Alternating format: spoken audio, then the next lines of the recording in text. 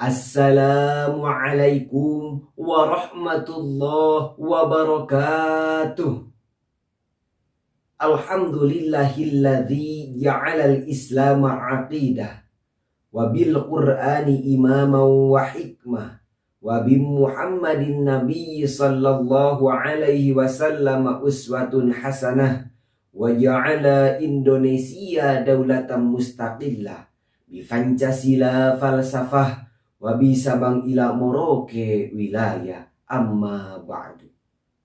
Dewan juri yang saya hormati, semoga Allah muliakan.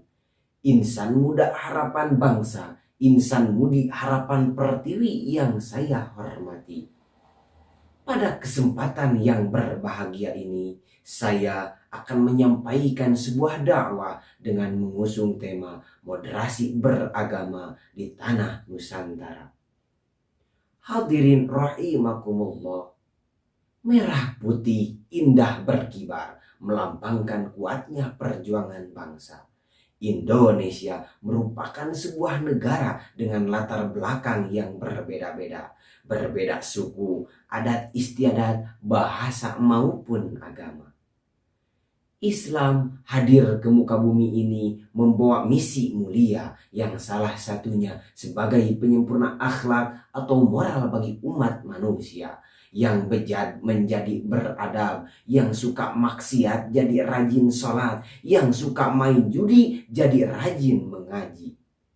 Tetapi ironisnya saudara-saudaraku, fenomena tuduhan radikalisme agama dan intoleransi bertebaran di mana-mana bagaikan virus corona yang belum ada obatnya.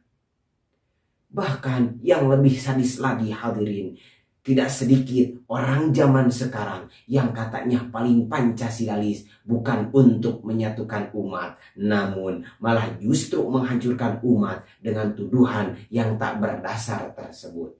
Seperti halnya aksi teror bom di gereja Katedral Makassar, kemudian aksi penembakan di halaman Mabes Polri, hingga aksi teror yang katanya dilakukan oleh Mujahidin Indonesia Timur.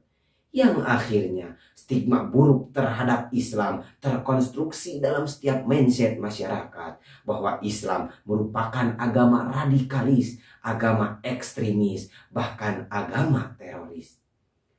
Lalu bagaimana supaya moderasi beragama di tanah Nusantara dan Islam tidak dipandang sebagai agama radikalis, ekstremis, dan teroris? Jawabannya ada pada penggalan Al-Quran surah Al-Baqarah ayat 143. A'udzu billahi minasyaitonir rajim. Bismillahirrahmanirrahim. Wa kadzalika ja'alnakum ummatan wasatan litakunu syuhada'a 'alan nasi wa yakuna rasulu 'alaikum syahida. Dan demikian pula kami telah jadikan kalian semua sebagai umat Islam, umat pertengahan, agar kalian menjadi saksi atas perbuatan manusia dan agar Rasul menjadi saksi atas perbuatanmu. Hadirin rahimakumullah, Imam Ibnu Jarir At-Tabari dalam tafsir At-Tabari juz 2 halaman 7 menyebutkan kata ummat wasatan dengan posisi paling tinggi dan paling baik. Karena Profesor Dr. Quraisy Shihab pernah mengatakan agar Islam dapat tersampaikan dengan tepat kepada seluruh umat, tiada lain dan tiada bukan harus berislam wasatiyah atau moderat yang memiliki arti keseimbangan dalam setiap objek permasalahan. Lalu bagaimana cara berislam wasatiyah itu? Menurut konsultasi tingkat tinggi ulama yang diselenggarakan di Bogor pada tanggal 1 sampai 3 Mei 2018, bahwa cara berislam wasatiyah itu diantaranya adalah pertama, tawassut atau moderat dalam beragama, yaitu bagaimana cara kita memandang, bersikap, selalu mengambil jalan tengah dalam setiap peribadahan, supaya kita tidak terlalu ekstrim atau tidak berlebihan dalam menjalankan agama.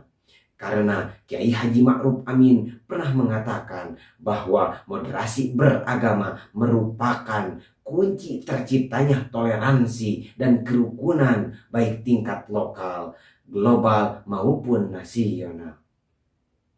Kedua adalah tasamuh, yaitu bersikap toleransi antar sesama tanpa melihat suku, adat istiadat, bahasa maupun agama.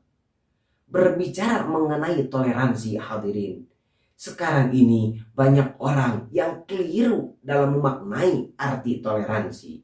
Menurut Kiai Haji Ma'ruf Amin, toleransi adalah sikap dan perilaku seseorang yang menerima, menghargai keberadaan orang lain dan tidak mengganggu mereka, termasuk hak berkeyakinan dan mengekspresikan keyakinan tersebut. Ketiga adalah syuro, yaitu bermusyawarah dalam setiap masalah. Jika prinsip-prinsip ini kita realisasikan hadirin, insya Allah moderasi beragama di tanah Nusantara akan terjalin dengan baik.